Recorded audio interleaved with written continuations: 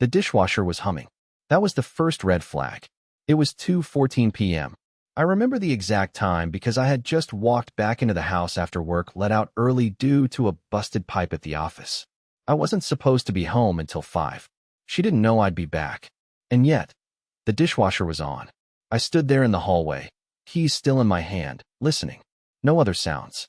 No footsteps. No voices. Just the quiet churn of water and the soft clink of plates. I called her name. No answer. I walked into the kitchen and saw the half-full bottle of Riesling on the counter, 2 glasses in the sink, one with lipstick. Not hers. Too pink. Too clean. She wears matte. The trash was tied, but not taken out. I opened it. Inside was a balled-up napkin, smeared with chocolate and something that looked like whipped cream. I didn't eat breakfast that morning. She said she had a headache. I stood there for maybe a full minute, just absorbing, trying to convince myself that none of this meant anything, that I was just paranoid, that maybe she invited a friend over, maybe her sister dropped by, maybe. Then I saw the folded note on the table. It had my name on it, but inside, nothing, just a blank piece of paper. And for some reason, that hit harder than if it had been a confession. That night, she came home pretending like everything was normal. She tossed her purse onto the couch, said, "Oh hey, Everett," like it wasn't weird I was home early. I asked her where she'd been. She blinked. Out. I asked again. She rolled her eyes and muttered, "I'm going to pretend you don't exist for a week," like I was the one causing drama. And then she walked off like I hadn't said a thing. I should have yelled, should have begged, should have demanded the truth. But instead, I just whispered, "Go ahead." And when she turned the corner, I opened my phone, pulled up apartment listings, and swore I'd never be caught off guard again. By day 3 of her silent treatment, I had moved from confusion to obsession. I was tracking everything. Times she left the house, when she smiled at her phone, what she wore, how long she spent getting ready to go out. She'd been dressing better, doing her makeup with precision, not for me, for someone else. She didn't even pretend to be low-key about it anymore. I started sleeping on the living room couch. I told myself it was temporary. I told myself I was giving her space. But the truth is, I just couldn't bear the silence of lying next to her while she scrolled through texts at midnight, grinning in the dark. And every time I tried to talk, she doubled down. "It's only for a week," she snapped once, without even looking at me. "Try not to ruin everything for once." I remember that line. It bounced around in my skull like a ricochet. Try not to ruin everything. As if asking her who she was texting was some criminal offense. As if I was the one who invited this cold war into our house. I took a personal day and went apartment hunting. Nothing fancy, just something quiet, something away from the smell of her perfume that now made my stomach churn. I signed the lease the same day, paid 3 months up front. I didn't tell anyone, not even my brother. Especially not my brother. He liked her too much, always said I was too sensitive. By day 7, she must have felt the high of her silent power trip fading, because she suddenly left a mug of tea on the counter with my name written on a sticky note. Like that would patch things up. Like a stupid chamomile peace offering would erase the nights I heard her whispering in the hallway, giggling into her phone like a teenager in love. I didn't touch the tea. I didn't say thank you. I just kept packing things slowly, methodically, like a man planning a quiet heist. The following morning, I left my keys in the fruit bowl, hers were always next to mine, and walked out for good. She didn't know yet. But the game she started? Yeah, I finished it without her. The first text came at 10:43 a.m. Just one word, "Hi." It was almost funny. After 7 full days of pretending I didn't exist, of walking past me like I was a smudge on the wall, she thought a lowercase "hi" would be enough to reel me back in. I didn't respond. I was already in my new apartment, surrounded by boxes and silence that actually felt peaceful for once. I hadn't told her I moved out yet. I wanted her to feel the quiet I'd been choking on for months. By noon, she sent 3 more texts. "Can we talk? I miss you." And finally, "Are you seriously doing this?" Doing this? What did she think she was doing all week? The irony was almost poetic. She'd started the silent game like she was in control, like she was training me to be more obedient, more grateful, more whatever. And now that the silence stretched past her imaginary finish line, she was the one spiraling. She didn't know I had moved my savings. She didn't know the joint credit card had already been closed. She didn't even notice I'd taken my name off the lease. That evening, I watched from my car across the street as she pulled up to the house. She got out slowly, scanning the driveway like she expected me to be there waiting with a guilty face and open arms. Instead, all she found was the porch light off, the door locked, and the mailbox empty. She knocked. Once. Then again, louder. Then I saw her pull out her phone, probably calling me, but I had already blocked her number. The final message she had sent, right before I cut off contact, simply said, "Enough games. Let's talk. I'm sorry." It was too late. Because somewhere between her icy silence and my quiet exit, I realized something brutal and freeing at the same time. I didn't want to fix things. I wanted to be free of her. Free of her rules, her power plays, her emotional withdrawal every time something didn't go her way. She wanted a week without me. Now she had forever. I wasn't planning to watch her come undone. I really wasn't. But there was something about sitting in the dark parking lot across from our old house, my house, once, that gave me closure. Or maybe I was just pathetic. Maybe I needed to see with my own eyes that she finally realized I wasn't a doormat anymore. That the ghost she'd created didn't just drift away quietly. He left and locked the door behind him. I don't know how long she stayed standing on that porch. 10 minutes? Maybe 15? She knocked again. Louder. Then she started calling someone. I assume it wasn't me, because I already had her number blocked. She walked around to the back, probably looking to see if my car was in the garage. It wasn't. I'd parked 2 blocks away and walked to my new apartment the night I moved out. I didn't want her following me. I didn't want her to know anything. That's when she started banging. Not just knocking, banging, with both fists like she could pound the walls down and make the house speak. I heard her shout something, but I couldn't make it out through the closed windows. I didn't need to. The sound alone was enough to know this wasn't a woman in control anymore. This wasn't her smug, manipulative version of silence. This was panic, desperation, and maybe guilt. I watched her sit down on the front step, face in her hands. She stayed there until the streetlights buzzed on.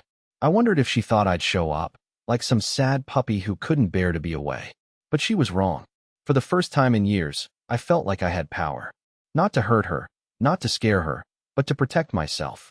And I wasn't about to give that up. The next morning, I found out she'd gone to my brother's place, looking for me. He texted me, confused. "Madison just showed up. Says you disappeared? What's going on?" I didn't reply. Not right away. Because it hit me.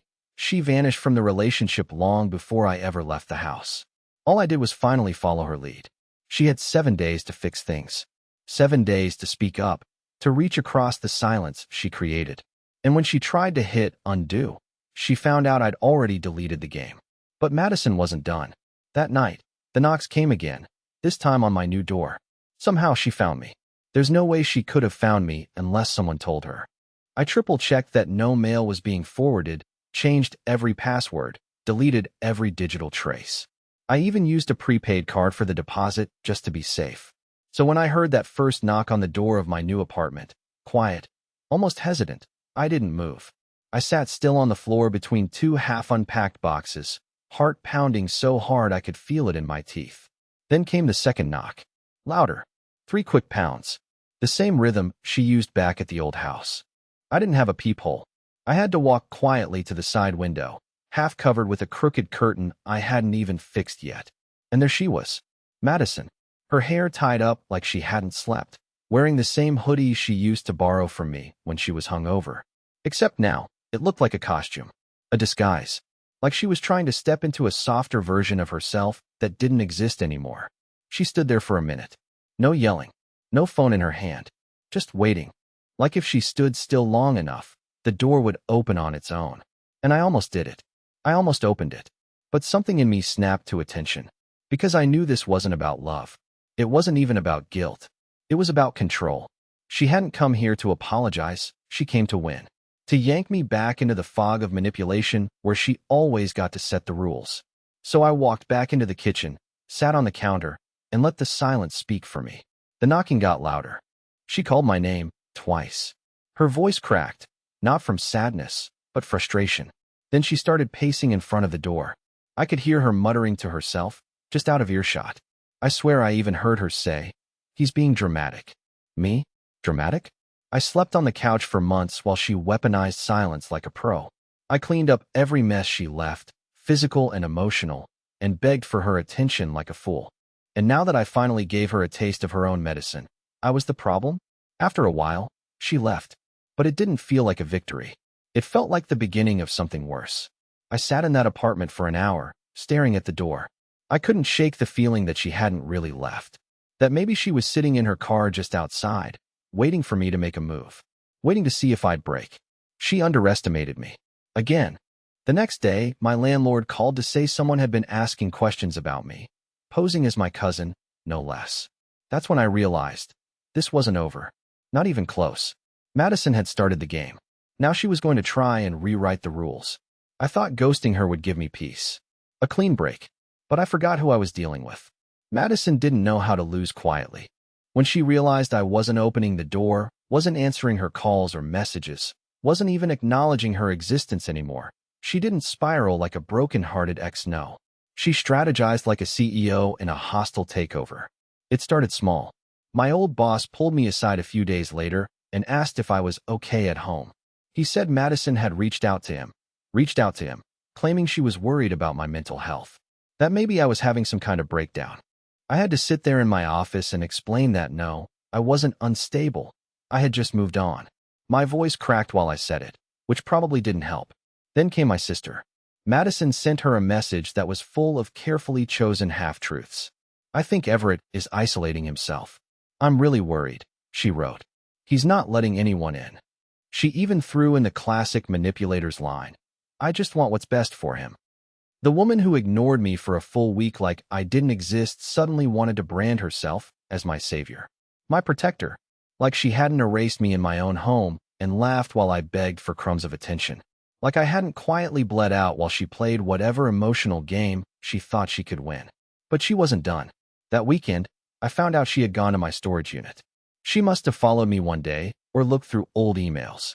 I got a call from the front desk manager who said someone tried to use a shared access code to enter my unit, but it flagged their system because it was from a different device. They wouldn't confirm who it was, but I knew. Madison was trying to get her hands on what little I had left behind. Boxes of journals, photo albums, my grandfather's old watch. Not because she needed anything, but because she wanted to send a message, I can still get to you. She couldn't reach me emotionally anymore, so she started clawing at my surroundings, friends, family, property. And the scariest part? She did it with a smile. Everyone still thought she was sweet Madison. She knew how to cry just enough. Knew how to act helpless without looking weak. She played the role so well, I almost believed it myself 100 times. But this was a side of her no one else had seen. The side that didn't just want closure, she wanted punishment. For making her feel invisible. For doing to her what she had done to me. And deep down, I knew she wasn't going to stop until something snapped. I knew she was coming before she even got out of the car. I saw the headlights crawl into the lot through the slats in my blinds. I was sitting in the dark, again, eating dry cereal from the box, still wearing the same hoodie I'd pulled over my face when the sun came up. My phone had been vibrating on and off all day. Blocked numbers, voicemails from mutual friends who suddenly thought I owed her a conversation. Text from my brother saying, "Just talk to her. Man, maybe you're overreacting." Overreacting? She was dismantling my entire life one relationship at a time. And now she was here. Again. At first, she didn't knock. She just stood there. I could hear her pacing. She knocked once, then rang the buzzer 3 times like she was ordering takeout.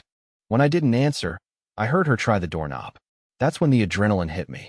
Not the scared kind. Not like before. This time it was anger. Like something had finally woken up inside me that had been asleep too long. She jiggled the handle again. Then came the voice. Sweet, syrupy, fake concern. "Everett, I just want to talk. I know you're in there." I stayed quiet.